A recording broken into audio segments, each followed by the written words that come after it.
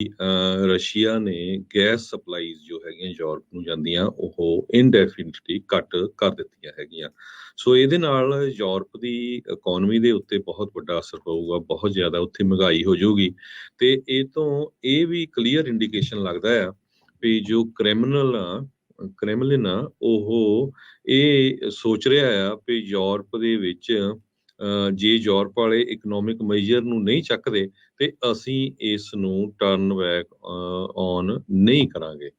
ਸੋ ਇਹ ਚਾਹੁੰਦੇ ਆ ਵੀ ਯੂਰਪ ਵਾਲੇ ਰਸ਼ੀਆ ਦਾ ਸਾਥ ਦੇਣ, ਜਾਂ ਉਹ ਇਹ ਕਹਿਣ ਵੀ ਜੋ ਯੂਕਰੇਨ ਦੇ ਵਿੱਚ ਜੰਗ ਚੱਲ ਰਿਹਾ ਉਹਦੇ ਵਿੱਚ ਜੋ ਸੈਂਕਸ਼ਨਸ ਲਾਈਆਂ ਗਈਆਂ ਯੂਰਪ ਵੱਲੋਂ ਉਹ ਉਠਾ ਲਈਆਂ ਜਾਣ। ਸੋ ਨਾਰਥ ਸਟਰੀਮ 1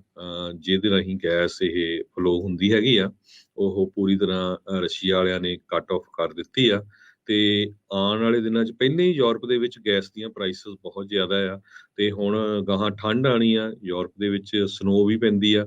ਬਹੁਤ ਸਾਰੇ ਮੁਲਕਾਂ ਦੇ ਵਿੱਚ, ਤੇ ਇਹ ਇੱਕ ਬਹੁਤ ਵੱਡੀ ਪ੍ਰੋਬਲਮ ਯੂਰਪ ਲਈ ਆ ਰਹੀ ਆ। USA ਨੇ ਜ਼ਰੂਰ ਵਾਅਦਾ ਕੀਤਾ ਵੀ ਕੁਛ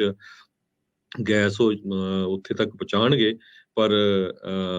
ਜਿੰਨੀ ਜ਼ਿਆਦਾ ਉੱਥੋਂ ਤਾਂ ਸਿੱਧੀ ਫਲੋ ਹੁੰਦੀ ਸੀ, ਸੋ ਇਹਨਾਂ ਨੇ ਸਮੁੰਦਰੀ ਜਹਾਜ਼ ਰਾਹੀਂ ਪਹੁੰਚਾਉਣਗੇ। ਸੋ ਕਿੰਨਾ ਕੁ ਇਹ ਪਹੁੰਚਾ ਸਕਦੇ ਹੈਗੇ ਜਿਹਦੇ ਨਾਲ ਯੂਰਪ ਨੂੰ ਜ਼ਿਆਦਾ ਨਾ ਅਸਰ ਪਵੇ, ਪਰ ਯੂਰਪ ਦੇ ਸਾਰੇ ਮੁਲਕਾਂ ਦੇ ਉੱਤੇ ਇਹਦਾ ਅਸਰ ਕਾਫੀ ਵੱਡਾ ਆਉਣ ਵਾਲੇ ਦਿਨਾਂ 'ਚ ਪਊਗਾ।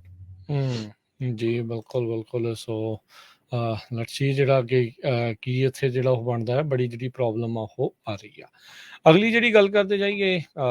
2020 ਦੀਆਂ ਇਲੈਕਸ਼ਨ ਹਾਰਨ ਤੋਂ ਬਾਅਦ ਦੇ ਵਿੱਚ ਆਪਾਂ ਦੇਖਿਆ ਵੀ ਕਿਸ ਤਰੀਕੇ ਦੇ ਨਾਲ ਚਰਚਾਵਾਂ ਇੱਥੇ ਇਲੈਕਸ਼ਨ ਫਰਾਡ ਨੂੰ ਲੈ ਕੇ ਚੱਲੀਆਂ, ਖਾਸ ਕਰਕੇ ਟਰੰਪ ਖੇਮੇ ਦੇ ਦੁਆਰਾ ਇਸ ਨੂੰ ਬਹੁਤ ਜ਼ਿਆਦਾ ਪ੍ਰਚਾਰਿਆ ਗਿਆ, ਜਿਨ੍ਹਾਂ ਦੀ ਕਾਫੀ ਹਰ ਵਾਰੀ ਹਰ ਕੇਸ ਦੇ ਵਿੱਚ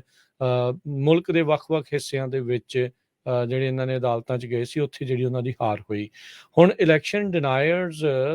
ਦੀ ਇੱਕ ਨਵੀਂ ਵੀਡੀਓ ਜਿਹੜੀ ਉਹ ਸਾਹਮਣੇ ਆਈ ਹੈ, ਜਾਰਜੀਆ ਦੀ ਇੱਕ ਜਿਹੜੀ ਉਹ ਕਾਊਂਟੀ ਆ ਉਸ ਦੇ ਵਿੱਚੋਂ ਕਾਫੀ ਕਾਊਂਟੀ ਦੇ ਵਿੱਚੋਂ, ਜਿੱਥੇ ਵੀ ਇਹ ਮਸਲਾ ਭਖਿਆ ਸੀਗਾ। 6 ਜਨਵਰੀ ਦੇ ਹਮਲੇ ਤੋਂ ਬਾਅਦ 'ਚ 7 ਜਨਵਰੀ ਨੂੰ ਇਹ ਜਿਹੜਾ ਕਹਿੰਦੇ ਵੀ ਸਰਵੇਲੈਂਸ ਫੁਟੇਜ 'ਚੋਂ ਇਹ ਪਤਾ ਲੱਗਦਾ ਆ ਵੀ ਜਿਹੜੇ ਇਲੈਕਸ਼ਨ ਡਿਨਾਇਰਸ ਆ ਜਿਹੜੇ ਇਸ ਚੀਜ਼ ਨੂੰ ਪ੍ਰਮੁੱਖ ਤੌਰ ਦੇ ਉੱਤੇ ਪੁਸ਼ ਕਰ ਰਹੇ ਸੀਗੇ, ਉਹ ਰਿਪੀਟਡਲੀ ਉਹਨਾਂ ਨੇ ਬਾਰ-ਬਾਰ ਜਿਹੜੇ ਜਾਰਜੀਆ ਦੇ ਕਾਊਂਟੀ ਆਫਿਸ ਦੇ ਵਿੱਚ ਵਿਜ਼ਿਟ ਜਿਹੜਾ ਆ ਉਹ ਕੀਤਾ ਹੈਗਾ ਆ। ਸੋ ਇਹ ਹੁਣ ਜਿਹੜੀ ਸਰਵੇਲੈਂਸ ਫੁਟੇਜ ਆ ਜਿਹੜੀ CNN ਨੂੰ ਪ੍ਰਾਪਤ ਹੋਈ ਆ, ਉਹਨਾਂ ਨੇ ਪਹਿਲਾਂ ਪੇਸ਼ ਕੀਤੀ ਆ, ਫਿਰ ਹੁਣ ਵਾਸ਼ਿੰਗਟਨ ਪੋਸਟ ਤੇ ਨਿਊਯਾਰਕ ਟਾਈਮਜ਼, ਤਕਰੀਬਨ ਮੁਲਕ ਦੀਆਂ ਸਾਰੀਆਂ ਜਿਹੜੀਆਂ ਮੇਨ ਅਖਬਾਰਾਂ ਜਾਂ ਮੁੱਖ ਧਾਰਾ ਦਾ ਜਿਹੜਾ ਮੀਡੀਆ ਆ ਉਸ ਦੇ ਉੱਤੇ ਚਰਚਾ ਜਿਹੜੀ ਉਹ ਹੁਣ ਦੁਬਾਰਾ ਕਰ ਰਿਹਾ ਹੈਗਾ ਆ। ਕਹਿੰਦੇ ਵੀ ਉਹਦੇ ਵਿੱਚ ਜਿਹੜਾ ਫੇਕ ਇਲੈਕਟਰਲ ਜਿਹੜੀ ਬਣੀ ਸੀਗੀ, ਜਿਸ ਨੇ ਸਾਈਨ ਜਿਹੜੇ ਕੀਤੇ, ਜਿਸ ਦੇ ਕੋਲ ਪਾਵਰ ਕੋਈ ਨਹੀਂ ਸੀ ਪਰ ਧੱਕੇ ਦੇ ਨਾਲ ਆਪਣੇ ਆਪ ਨੂੰ ਜਿਹੜੀ ਉਹ ਆਖਦੀ ਸੀਗੀ ਵੀ ਮੈਂ ਇਲੈਕਟਰ ਹੈਗੀ ਆ, ਉਹ ਵੀ ਦੇਖੀ ਗਈ ਆ ਵੀ ਉਹ ਇਹਨਾਂ ਬੰਦਿਆਂ ਨੂੰ ਨਾਲ ਲੈ ਕੇ ਅੰਦਰ ਜਾ ਰਹੀ ਹੈਗੀ ਆ। ਸੋ ਉਸ ਤੋਂ ਬਾਅਦ ਦੇ ਵਿੱਚ ਹੀ ਇੱਥੇ ਦੀਆਂ ਵੋਟਿੰਗ ਮਸ਼ੀਨਸ ਦੇ ਵਿੱਚ ਬਰੀਚ ਦੀ ਜਿਹੜੀ ਕਥਿਤ ਤੌਰ ਦੇ ਉੱਤੇ ਬਰੀਚ ਦੀ ਜਿਹੜੀ ਚਰਚਾ ਆ ਉਹ ਛਿੜੀ ਸੀਗੀ। ਸੋ ਹੁਣ